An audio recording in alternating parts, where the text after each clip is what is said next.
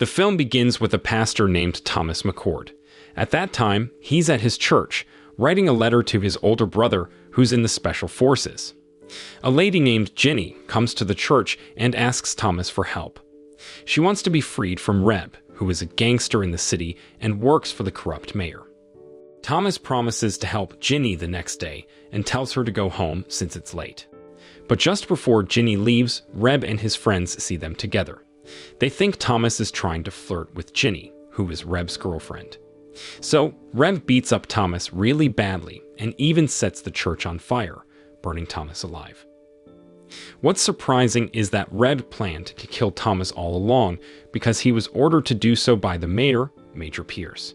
Mayor Pierce didn't like how Thomas often criticized his leadership in the city. A few months later, Thomas McCord's older brother, James, who was a Special Forces officer, came back to town after serving in the war. When he got there, he saw some cowboy gangsters mistreating a young black guy in the street for no reason. James couldn't stand the unfairness, so he stopped the cowboys and even shot one of their hats, scaring them away. After helping the young man, James went to a bar to take a break. Reb's group, who were also in the bar, were surprised to see James back in town. While James was ordering a drink, a middle-aged guy he didn't know tried to insult him. Then James ended up giving the guy a beating. Later, James introduced himself as Thomas's older brother and asked where the church his younger brother worked at was located. Reb, who heard about James' return, hurried to tell Mayor Pierce. The mayor ordered Reb to keep an eye on James's movements and make sure the former soldiers didn't find out that Thomas had been killed by them. After meeting with Reb, Mayor Pierce went to a mining spot where he had been secretly smuggling illegal weapons and trading them with various groups since he became mayor. Besides selling them, Pierce also kept some of these weapons for a coup against the president. On the other hand, James has arrived at the burned-down church and met a lady named Melissa Collins. She used to read the Bible to kids after Thomas, who was her teacher, passed away some time ago. When James asked Melissa where Thomas was, she led him to Thomas's grave. Standing in front of his brother's grave, James couldn't believe that his younger brother had died, and he wanted to know why. Melissa then shared everything she knew, including how Thomas died in the church fire. She suspected that Pierce might have intentionally caused Thomas's death. See, Thomas used to criticize the government for allowing the gang led by Reb to harm innocent people. When James heard Melissa's story, he decided to investigate Thomas's death and seek justice for his younger brother. Since James didn't have a place to stay in the city, Melissa invited him to stay at her place temporarily. When he arrived at Melissa's house, he was greeted by her father, Stratton Collins. While they were having a meal together, James, Melissa, and Stratton talked about the mysterious circumstances surrounding Thomas's death. Even though there were rumors that Thomas died because he got drunk and forgot to blow out the candles, Melissa believed that Pierce and Reb were the ones behind the priest's death. Sadly, nobody in the city dared to go against these powerful figures, fearing they might face the same fate as Thomas. On another occasion, Melissa gave James a box filled with childhood photos and the diary of the priest, Thomas. James thanked Melissa for keeping his younger brother's belongings safe. He noticed that Melissa seemed sad, so he asked her father, Stratton, what was bothering her. Then Stratton explained that Melissa had recently lost her husband and son. Learning this, James felt sorry for Melissa and worried about how she was feeling. In the evening, James read Thomas's diary, which talked about the crimes committed by Pierce and the cowboy gangsters against the townspeople. He even found a map showing the location of the mine where Pierce was smuggling illegal weapons. The following day, James went downtown to investigate Thomas's death, but he ended up witnessing Reb's men bullying a man named Benjamin. Without hesitation, James pointed his gun at the gangsters to protect Benjamin. After talking with Benjamin, James discovered that he was the father of the young man he had saved earlier. In gratitude, Benjamin offered to take care of a horse James wanted to leave with him for free. However, James insisted on paying Benjamin because he believed Benjamin deserved to be compensated for his hard work. Not too long after, James went to a bar to meet someone, but he saw Reb's gang members bullying the townspeople. He decided to step in and stop the crime. James tried to resolve the situation without using his weapon. simply telling Reb's men to leave the bar. After successfully getting rid of the gangsters, James met with Captain Lewis, a fellow member of the Special Forces, who had been waiting for him. During their conversation, it was revealed that James had been sent by Lewis to address the gangster problem in the city. Lewis also asked James to gather evidence related to the crimes committed by Pierce and Reb because they couldn't legally arrest them without strong proof. Meanwhile, Reb reported James's interference in their attempt to extort the townspeople, prompting Pierce to instruct Reb to send 2 of their men to monitor James and figure out his intentions for coming to town. On another note, James met with Melissa to give her a copy of the map showing Pierce's mine location. He planned to search for the location alone and advised her to give a copy of the map to Lewis if he didn't return to meet her. Sometime later, after traveling a fair distance, James finally reached Pierce's mining site. To his shock, he discovered illegal weapons and stolen money hidden by the corrupt mayor. Unfortunately, some of Pierce's guards around the mining site figured out where James was, so he had to fight them off.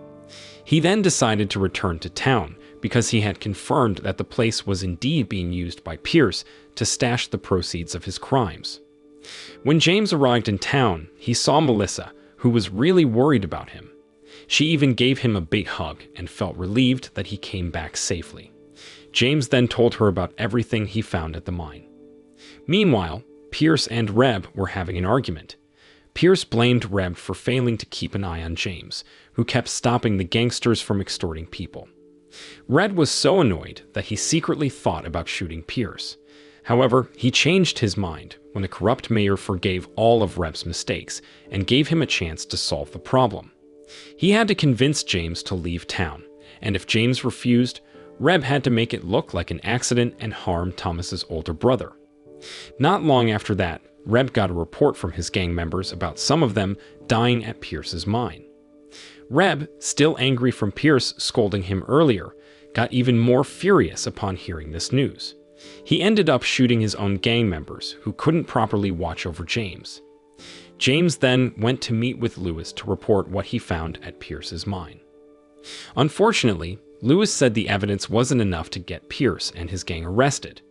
So, Captain Lewis asked James to figure out a way to prove that Pierce was connected to the illegal stuff hidden at the mine. One evening, James came back to town and was approached by Ginny, who claimed to know a lot about Thomas's death. She led James to the horse stables to keep their meeting secret from Reb and his gang.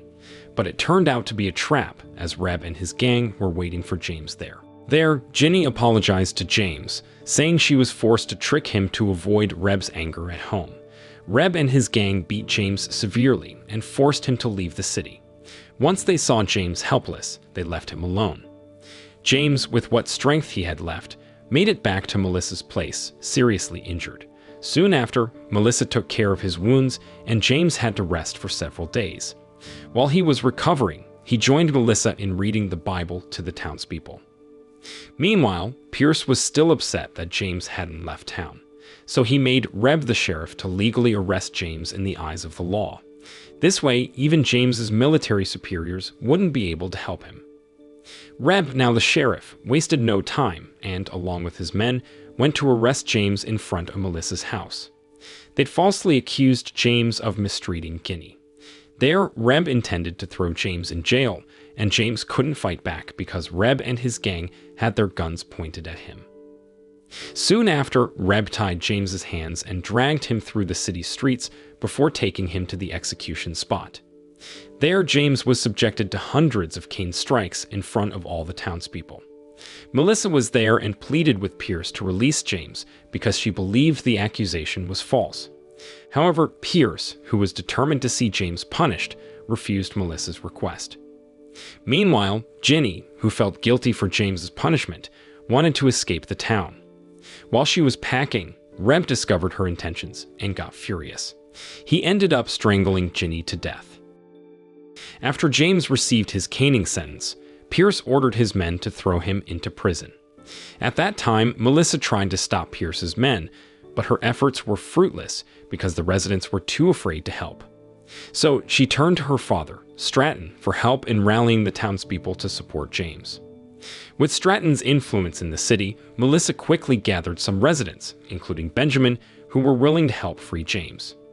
There, Melissa assured them that their efforts wouldn't be in vain because James would help overthrow Pierce's corrupt rule. Without wasting time, Stratton and Benjamin went to the prison and confronted Reb's guards, demanding the key to James's cell. Since Reb held the key, Benjamin ultimately had to pick the cell lock to free James. At the same time, Melissa sought help from Lewis and his squad to assist in freeing James.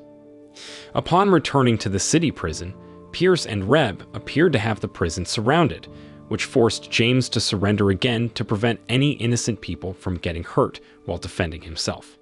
Before leaving to surrender, James asked Stratton and Benjamin to stay vigilant because Pierce's men might attack them at any moment.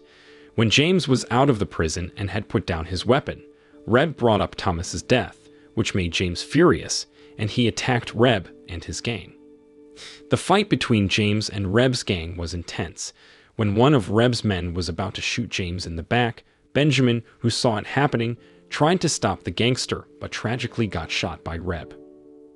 Shortly after, Lewis and his troops arrived to stop the ongoing shootout. Lewis arrested all the gang members involved in Pierce and Reb's crimes. Unfortunately, the two corrupt city officials managed to escape. So James asked Lewis to search for Pierce, who was likely hiding at the mine site. Meanwhile, James went in search of Reb, who happened to be in front of the church he had burned down some time ago.